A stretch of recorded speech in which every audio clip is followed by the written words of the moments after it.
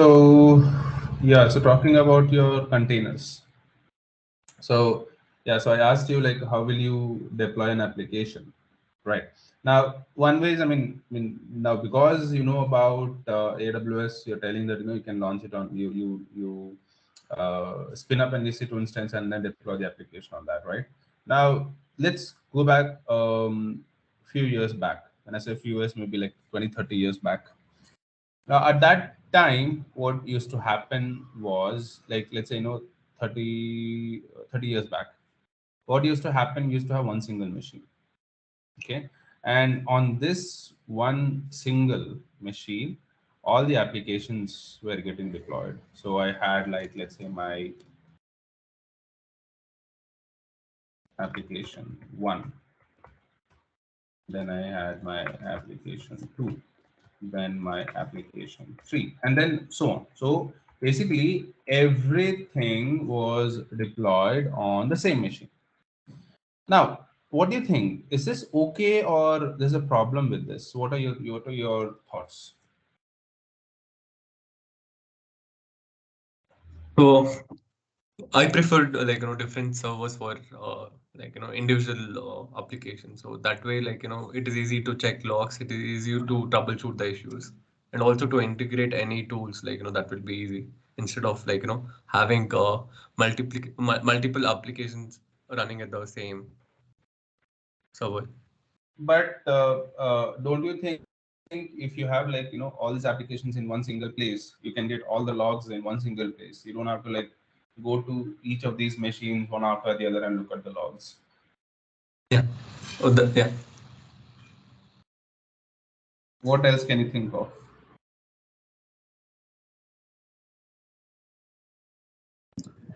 If all the application is in single device, if anything happens to device like or anything or if hard disk drive failure, anything, it may affect even the production. Like all the three application might be down until it got fixed.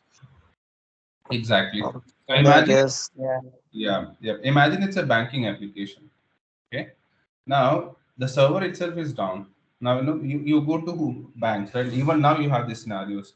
Like let's say you go to the SBI bank and you tell, hey, I need a demand draft, and they tell that hey, the server is down. We cannot give the demand draft. Right? That's your real world problem, right? So if the server is down, all the applications are impacted. None of the applications will work, right? So this becomes your single point of failure. If there's any issue with this server, all the applications running in that server are impacted. One.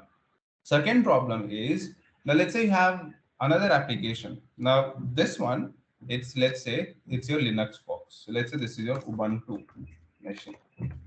Now you have one more application, but that application runs only on your Windows machine. It won't run on any other machine. So in that case, we will have to spin up one more machine, or we'll have to purchase one more machine only for this particular application, right? So you can see the amount of investment you have to do, the amount of money you have to spend just to run one application, right? So this is your on-premise deployment. To overcome this challenge, the next model was introduced, which is your virtualization. Now, under virtualization, what happens is, any idea what is your virtualization concept? Basically, you run one OS on the if you, for example, if an Windows OS, you can install that virtualization software. On top of that, you can install Linux or any other OS. Exactly. So we will have one host operating system, right? On this host operating system, we will be installing a virtualization tool, something like VMware ESXi or VirtualBox or any tool that supports your virtualization concept. And then we start creating the virtual machines that we want. So now let's say you have this application, all right? Now we will create a virtual machine for that. Likewise, You want one Windows machine, you will set up one Windows virtual machine for that. So now we don't have to procure physical machines on the same machine. We can start we can start creating virtual versions of those machines, and I can start deploying my application. Still, you have this single point of failure. So if this goes down, all the applications are, the entire application is down. One.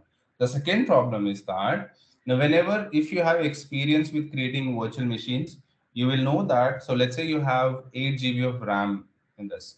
Now you need to divide that physically. You will need to divide. So 2 GB will go over here, 2 GB will go over here, and your host will only get 4 GB.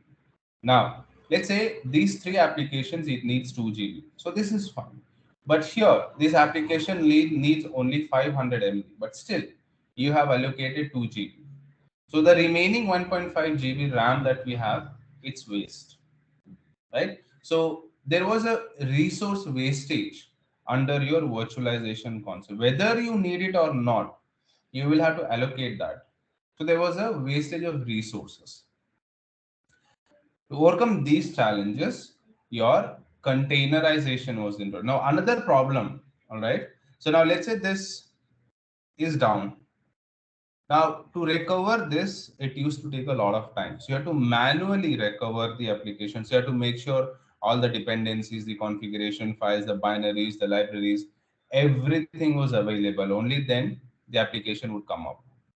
Now, to solve these challenges, your containerization was introduced. A containerization, it's a way to package your application such that the machine where you're going to run this application, you don't have to worry about those machines. Everything will be provided by the package itself.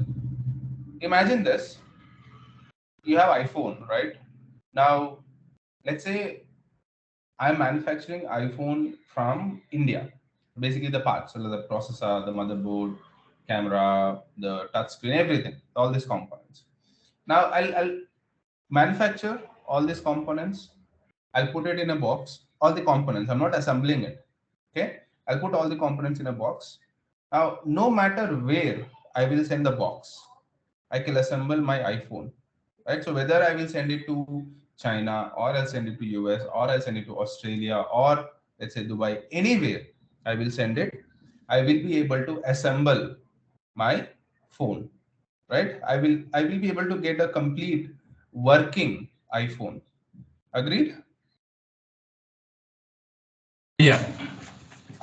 So I don't have to worry whether in US I have the components or not, or in Australia I have the components or not, because the box will provide everything for me.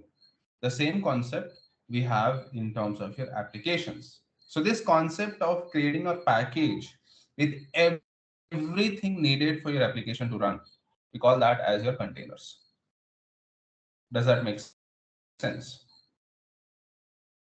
So in virtualization, the virtual box, can we not, while configuring itself, can we not make, set 500 MB for this application? I mean, is there any particular option, or is it a drawback? No, unfortunately, you don't have that, because whenever you're launching a new virtual machine, like on VMware or something like that, you will need to allocate for the machine, not for the application, for the machine. Okay. Okay. Okay. And then when you're running the application will look at the system capacity, and then it Okay. will try to utilize that. So you cannot do it at the application level. Okay. Got it. However, in containers, you can do it at the application level. Okay. Okay, so that's basically the concept of your containerizations. A very simple concept. So a container, it's a standard unit of software that helps you to package. It's basically a packaging tool. It helps you to create your packages. Now, this package will contain all the application code, all the dependencies that your application needs, so that your application can run quickly and reliably from one computing environment to another. So no matter where you will run this package, you will get the complete working version of the application. So these containers, these are your OS level virtualization technology, unlike your virtual machines, which are your hardware level virtualization. So you are allocating the resources at the hardware level. But your containers, these are your OS level virtualization. And this is used to package up the applications and all the dependencies that are needed to run the applications and run them in isolated environments. So basically isolating your applications.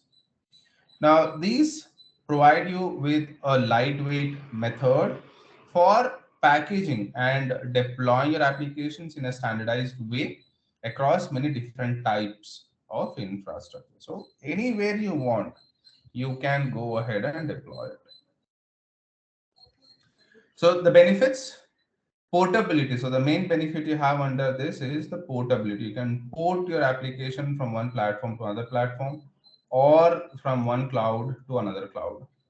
Efficiency. So efficiency through using far fewer resources than virtual machines. So compared to the resources utilized by your virtual machines, your containers will utilize much lesser resources, and then delivering higher utilization of your compute resources. Okay, all these benefits you get.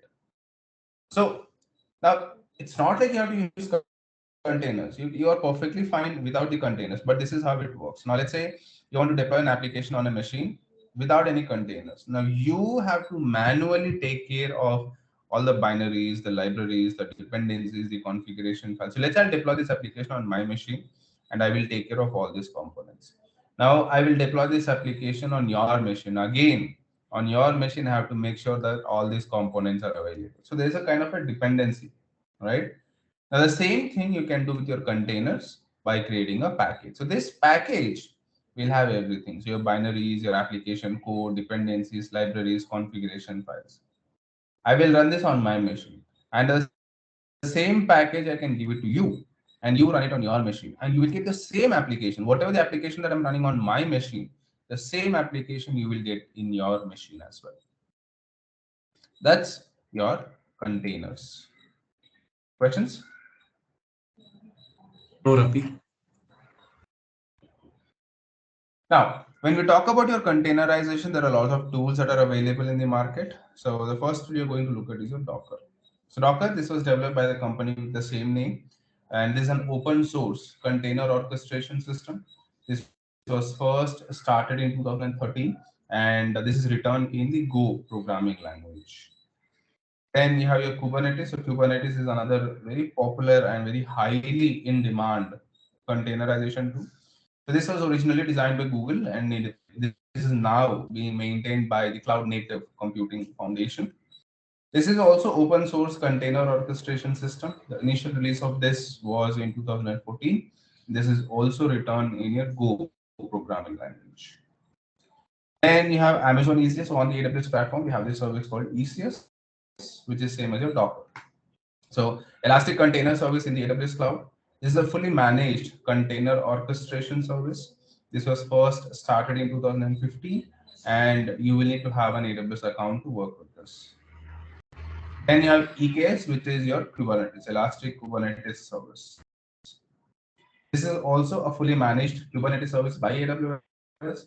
This was first started in 2018, and for this also you need to have an AWS account.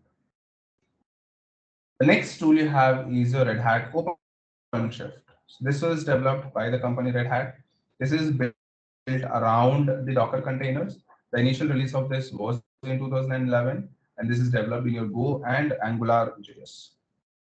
These are some of the popular containerization tools that we have. I would suggest you to concentrate on Docker and Kubernetes.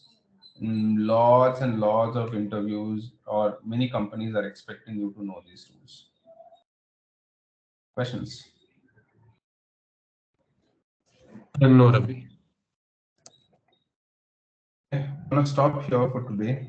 Um, we won't have this session tomorrow. Tomorrow we have this Varamahalakshmi, so we're occupied with that. Okay. Um, so we'll have a session on Monday, and we'll continue with your Docker. So we'll look at your introduction, installation, I'll also show examples of how exactly it works. So yeah, that's all for today. Okay. Ravi, I had one question. So, like, I've seen people, like, in my college days, like, they used to have dual OS, like, when they used to turn on the computer. So they used to, Yeah. like, switch OS, like, by pressing some F1 or F2 button. I don't remember the exact key. But I also seen my brother, like, once he goes into the, like, once he logs into the Windows and then he uses the virtual box and then he connects to the Linux. So how does that work? Like, is it I mean, what is the difference between the first type of thing, like I told, right? Like, while installing the different dual OS and this thing. Yeah. So the first one, the dual OS that you're doing, these are like these are not virtual machines. Okay. Okay. It's one single machine, but then your 250 GB will go to one operating system, the other 250 will go to the other operating system. Okay. Okay, so this is also dividing your resources between two operating systems. However, you can use only one operating system at a time in the dual OS concept. Okay. Okay. You cannot use, like, you cannot work with both operating systems. You have only one screen, right? So you can work with only one operating system at a time. Okay. It is not. It won't be called as virtualization, right? No, that's not virtualization. Okay. Okay. Now, the second one that you said, that's your virtualization. Okay, so under that, you can work with multiple operating systems at the same time. So Okay. I can work with the Linux virtual machine. I can work with an Ubuntu virtual machine. I can work with the Windows virtual machine at the same time. Okay. That's your virtualization concept. Oh, got it. Ravi, Yep. I guess Ruki was asking about the Raspberry Pi connections. Raspberry Pi Am I is, right, Ruki? Yeah. yeah. I mean, I think Prokshit was asking a different thing, not related to the Raspberry Pi. But yeah, I mean, Raspberry Pi is a different thing altogether. That's also like connecting to your OS to do some to mess around. But Prokshit was asking a different thing. That's what It I was understand. virtual machine. Okay. Yeah. So I know even I used to experiment with this dual OS booting, where I used to have like Windows 7 and Windows 11 on the same laptop, and then depending Okay. on when I power on the machine, I can choose whether I want to go with the Windows 7 or Windows 11. So if I go with Windows 7, my laptop will boot into the Windows 7 operating system. Okay. Again, if I want to, like, if I'm interested in working on Windows 11, then I'll shut down and then I switch to the Windows 11 operating system. So it's like one OS at a time. Yeah. Got it. Virtualization is, you can work with any OS at any point, um, anywhere you want. Yeah. Cool. Thanks, guys. I'll see you on Monday then. Thank you, Ravi. Yeah. Bye. Bye, Sedu. Thank you, Ruki.